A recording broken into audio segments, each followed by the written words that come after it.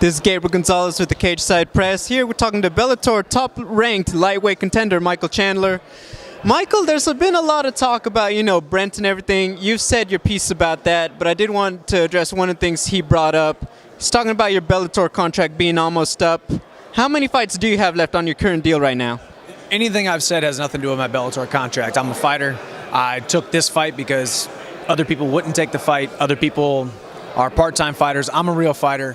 Yamauchi is a real fighter, so we're taking a fight. We're going to step into a cage, and we're going to see who's the tougher man. It has nothing to do with contracts, has nothing to do with any of that stuff. And, I'm just moving forward. Yeah. Before I talk about GOATY, I want to ask you about one of those things, free agency, because people say, who would be a guy that could blow up if he had a different other branding behind him? Probably be Michael Chandler.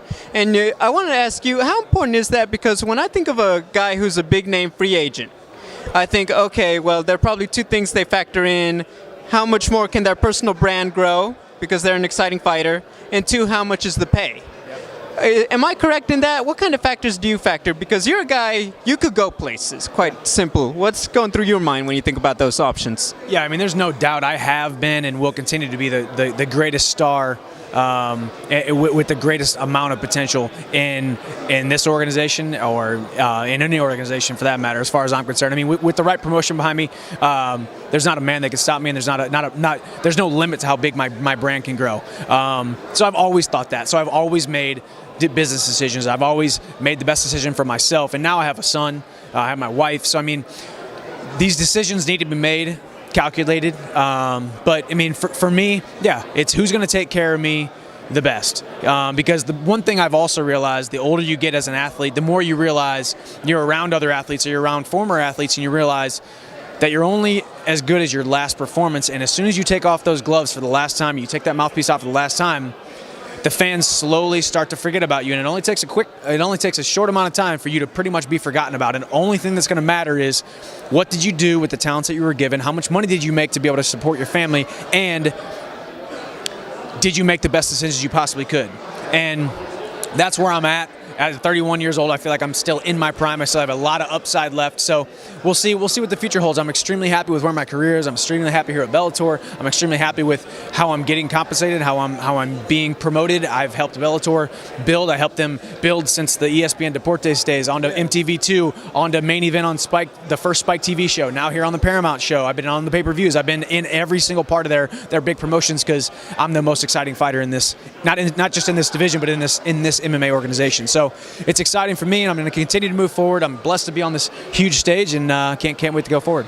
I want to ask you, because obviously one of the staples of your career, the rivalry with Eddie Alvarez, the epic fights you guys put on.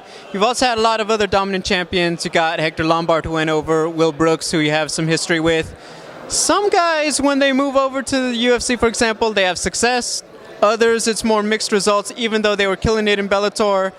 I'm sure you've seen this. Why is it some cross over well and others don't? And vice versa, coming over from the UFC. What do you think it is? I think it's just, it's just part of the sport. It's the nature of the sport. You never know what's going on inside someone's head. You never know what's going on behind the scenes. You never know what's going on through their head inside the cage. You don't know how these guys are going to pan out, and that's the beauty, but also the scary part and the downfall of this sport. We're not racehorses. We're not race cars. We're not a team of 11 on a football field. We are individual fighters locked into a cage with another man, and may the best man win. So it's such an interesting dynamic of a sport. But man, you go and you look at see the success that Eddie has had, and then some of the non-success that some of the other guys have had. There's a lot of disparity, but I think Eddie has definitely solidified himself as the most violent man in the UFC, but I'm the most violent man in MMA, as I've proven twice against him, with two dominant, in my mind, victories over him. So I'd love for that third fight to happen. He's teased that he's not afraid to come back here. I've obviously teased that I'm not afraid to do what's best for my family, no matter what, whether it's here, whether it's somewhere else. So, man, I'm happy with my career and where everything is right now. We'll see what happens after January 20th. We'll see what happens coming down the pipe. Like I said, I want some big fights. Me and Scott Coker are very close in that regard, and we're going to make the best decision for us. Are we going to get an announcement about what's next after Saturday? Or is it still in the works? I think it's still it's all still in the works. If you talk to Scott, he wants me to fight for the title next. You talk to me, I say I don't not that I don't want to fight for the title, I just don't necessarily think even though that's the most logical next step that most people, the media or the fans would say, well, the guy supposedly lost the title because of an injury, therefore he should get the title shot ASAP. Everyone's ticked off. Everyone, to me, I could care less. My brand grew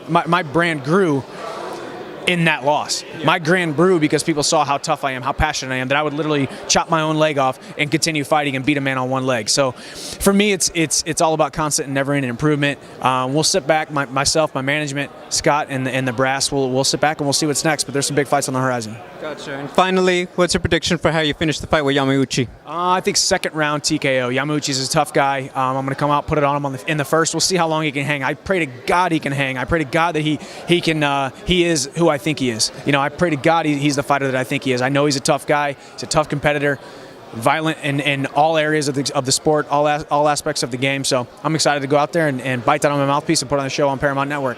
There you go. Michael Chandler, best of luck on Saturday. We look forward to seeing you out there. Thank you. Appreciate it.